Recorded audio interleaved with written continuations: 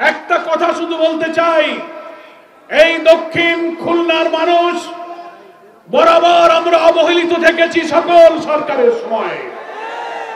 ভাঙন কবলিত, বন্যা কবলিত, দুর্যোগ দুর্ঘটনা কবলিত এই এলাকার বেড়িবাঁধ আমাদের কবলের দুঃখ হয়ে আছে।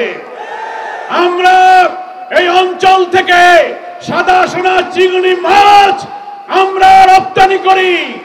আমরা বিশ্ব ঐতিহ্য সুন্দরবনের মধু কাঠ দিয়ে বিশ্বের বুকে বিরাট সম্পদের ধারণ করি, অথচ সেই দক্ষিণ খুলনার বাঁধ নির্মাণ হয় না।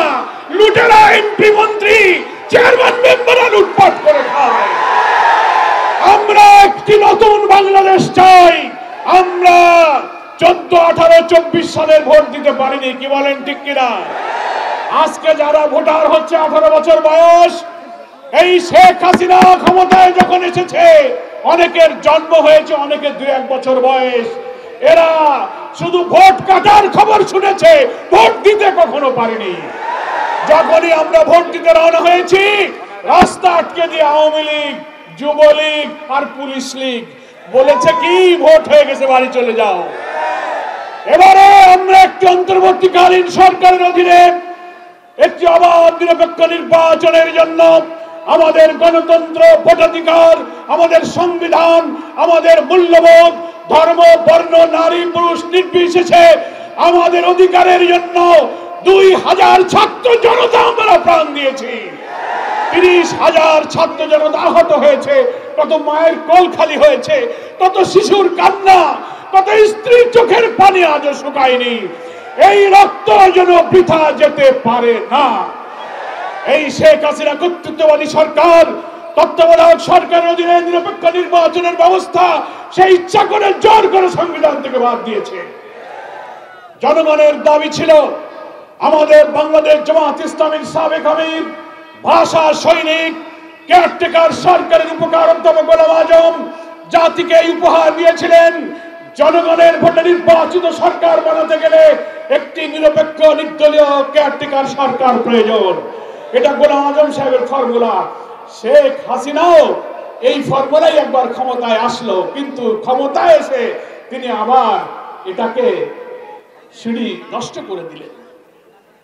পার্লামেন্টে তত্ত্বাবধায়ক সরকার প্রশ্নে কমিটি হলো, সেই কমিটির লোকেরা সবাই বলেছে এই তত্ত্বাবধায়ক সরকার ব্যবস্থা থাকা দরকার। আদালতে গেল, অ্যামিকাস কিউরিরা পরামর্শ দিলেন, অধিকাংশ অ্যামিকাস কিউরি বলল যে না, তত্ত্বাবধায়ক সরকার থাকবে। জোর করে তিনি এটাকে আদালতের উপরে চাপ দিয়ে সংবিধান সংশোধন করে বাতিল করে দিলেন। আলহামদুলিল্লাহ, ৫ম সংশোধনী বাতিল করে বাংলাদেশে আমাদের সেই দাবি, তত্ত্বাবধায়ক নির্বাচনের দাবি আমাদের পূর্ণ হয়েছে, সেটা ফিরে এসেছে। আগামীতে আর ভোট কাটা, দিনের ভোট রাতে হওয়া, ভোট কেন্দ্র থেকে ফেরত দেওয়ার ভোট আমরা আর মেনে নিতে পারি না।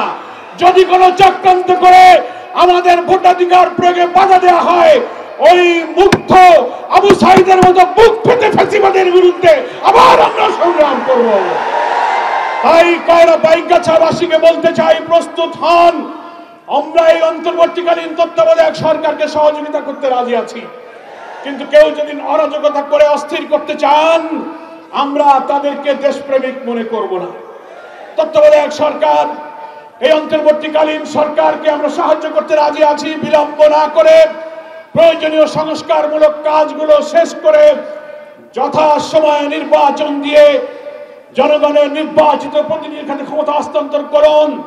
আমরা আমাদের স্বপ্নের বাংলাদেশ গড়ব, একটি কল্যাণ রাষ্ট্র, সুবিচারপূর্ণ রাষ্ট্র, যে রাষ্ট্রে দুঃখ কষ্ট থাকবে না, ভাত কাপড় শিক্ষা চিকিৎসার নিশ্চয়তা হবে, অন্নহীন বস্তুহীনের কান্না থাকবে না।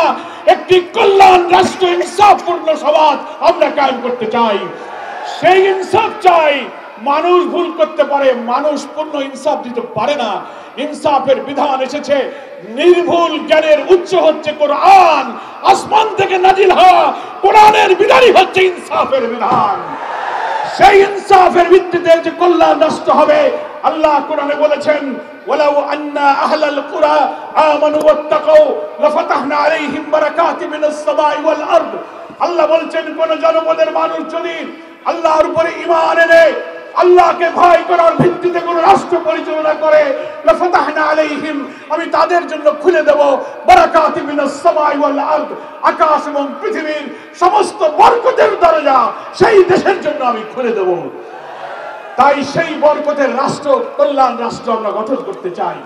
সেই রাজনৈতিক বার্তা নিয়ে আমাদের প্রিয় আমিরে জামাত এখন আপনাদের সামনে বক্তব্য রাখবেন। আমি বিদায় নিচ্ছি।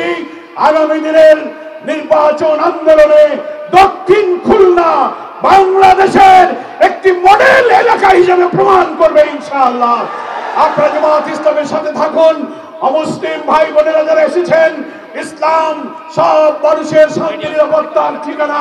অপপ্রচার বিভ্রান্তির বেড়াজাল ছিন্ন করে আসুন। সাম্প্রদায়িক সম্প্রীতির উজ্জ্বল দৃষ্টান্ত বাংলাদেশে একটি কল্যাণ রাষ্ট্র গঠনে আপনারা আমাদের সাথে থাকুন। সকলকে ধন্যবাদ।